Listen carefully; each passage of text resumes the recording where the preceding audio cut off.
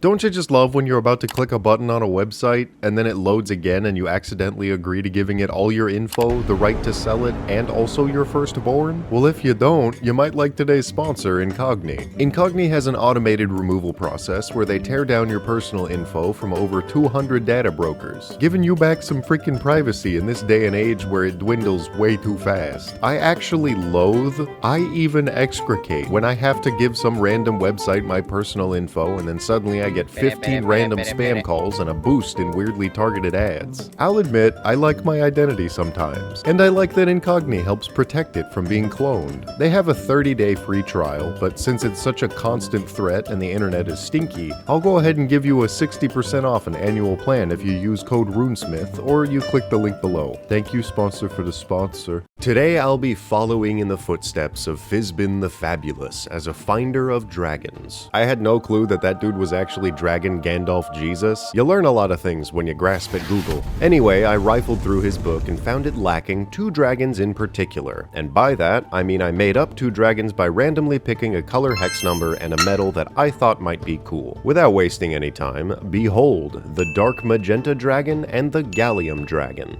or as they will colloquially become known, the Wet Metal Dragon and the Blazit Dragon. As an honored member of the Dragon Week family, I humbly request that you look through a literal week's worth of playlists featuring fellow creators talking about Dargans. My friend's in there.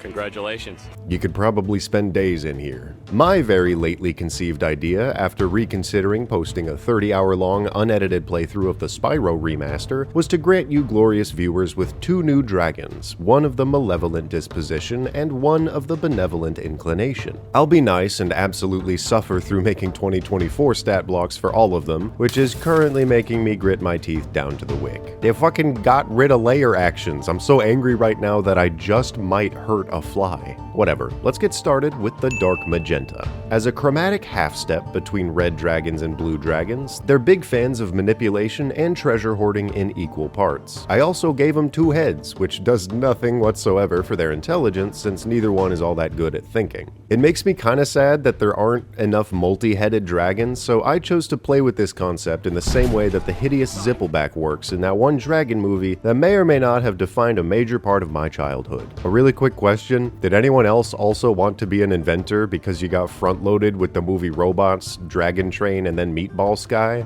That can't just have been me. Anyway, one of these bad boys blows constant smoke while the other breathes black fire. And when these 2 elements collide, one ignites the other and stuff blows up. The whole motif for this thing is essentially hazy smoke and blazing fire, cause his hex code is the weed number times 2. The 2 heads, 2 420s. They layer in long stretching expanses of foothills below mountains, usually between craggy peaks and barren deserts, where they sweep up and down the territory, burning away all available plant life, where their travel gives new plants just enough time to grow back before they return and burn again. Instead of having a proper diet with 2 parts meat and gemstones, it usually inhales the fine floating particles of burnt plants that it makes to sustain itself, while occasionally eating large mammals or adventurers after smoking those meats. Over time, their layers transform into foggy, barren wastelands, and the creatures traveling through them have heightened perception, but suffer from confusion and paranoia if they stay too long. Dark Magenta dragons like to toy with their prey, forcing them to walk in random directions around the layer until they exhaust themselves. I made a couple of layer effects to help with that, where the dragon passively tells creatures to waste their time and energy, while the environment saps it further. Their unique legendary action is Lethargic Smoke, which it uses to slow down all of its opponents. As it does this, it also spreads thick smoke over all of the battlefield using the spell Fog Cloud and Haze Breath, before blasting a beam of black fire that detonates the entire area. I will admit, as I was making these stat blocks and arguing with Pointy Hat about the new edition, he's kinda right. Old dragons were mostly baseline reskins with different damage types, and I do like the unique spell and unique legendary action that each of these big ones get. Also, this bad ganja-smoking mamma jamma can cast Contagion, which I kinda picture like Purple Haze from JoJo. They're dangerous, but I think they might even be fun to talk to. If you can get a Dark Magenta dragon to monologue about some random topic, you could probably escape. Or if you offer it solid munchies, like sacrificing a whole horse from your travel group, you can pass through all the same. Maybe merchants who go through their territory regularly have to bring an extra horse just in case they run into the dragon.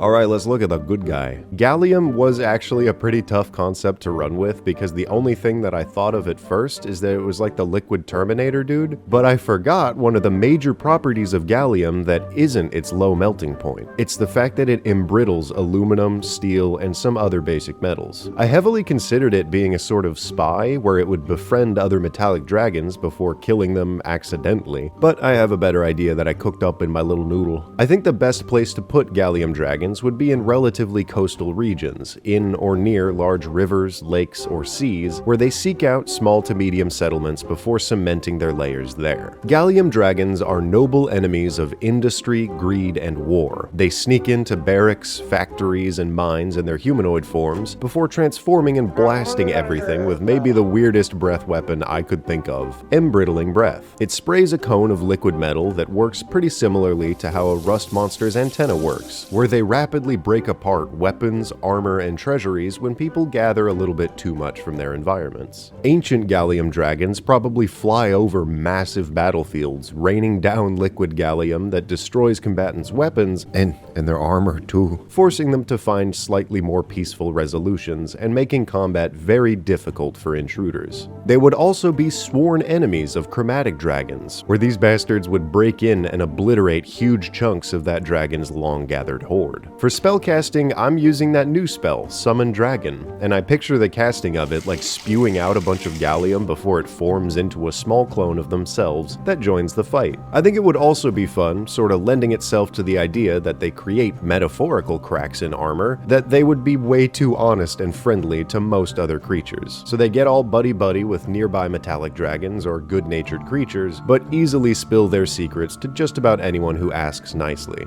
There's the spell Gaseous Form, and a long time ago I made Liquid Form, and I think it would be fun to give something like that to these guys, but I couldn't figure out a good way to go about making them basically an ooze. I did go ahead and give them Grease and Web, heavily leaning into the idea that they are just constantly spitting out gallium at different temperatures. I doubt they'd make good friends for fighters or paladins, like how well silver dragons pair with heavily armored epic adventurers, but a druid circle might seek one out and bring it into battle against heavily armored planar foes or warlord marches. They could fuck up a hobgoblin march pretty hard. For how friendly I'm thinking they are, they likely still make more enemies than other good-natured dragons do. Their layer effects were a bit of a tough one to figure out, but I have grown to love a lot of the other dragon layer effects that they've written in the new book, like healing water and sinkholes and stuff. The first effect I made is a slow corrosion of any metal that's left alone in the area. The second is just conjuration cloning. Anytime a spell creates inanimate materials that don't cause damage, the amount created is doubled. Good berries, fog cloud, grasping roots, creating water. In this area, they're just